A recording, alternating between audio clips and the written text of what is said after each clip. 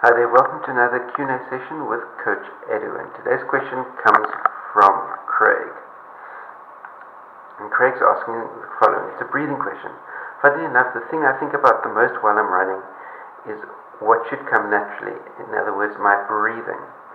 I'm breathing in for 2 strides and out for 2 strides, and I'm feeling like I'm breathing too fast. I would like to change it to every 3 strides, but my mind won't let my body coordinate with that rhythm. I'm also taking those breaths on my right step for some reason. What breathing patterns / techniques do you use? CoachEdu.net. Thank you very much for the question, Craig.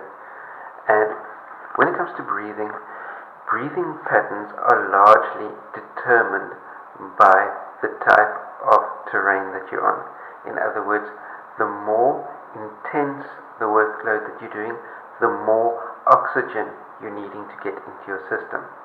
And because it's the oxygen that burns with the muscle glycogen, which is going to be giving your energy to be able to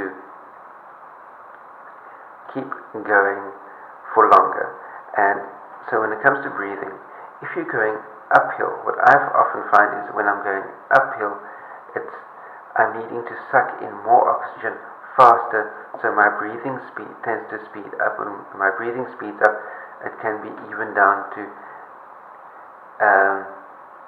a breath every stride. So in other words, in for 1 stride, out for 1 stride, in for 1 stride, out for 1 stride, especially when I'm hitting a really steep gradient really hard. Then, as far as general running is concerned, I'm often on a 2 strides type of basis, and when cruising at a relaxed pace, cruising slightly downhill at a relaxed pace, then it can easily be 3 in, 3 out, or 3 in, 2 out type of breathing pattern. But very importantly, I don't fixate on my breathing pattern. I just make sure that I'm getting enough oxygen into my system and let my breathing pattern regulate itself depending on the intensity and the terrain that I'm running on. That's what I do personally. So when it comes to breathing, I let my body adapt naturally to whatever breathing pattern it needs to do, and making sure that I'm sucking in enough oxygen.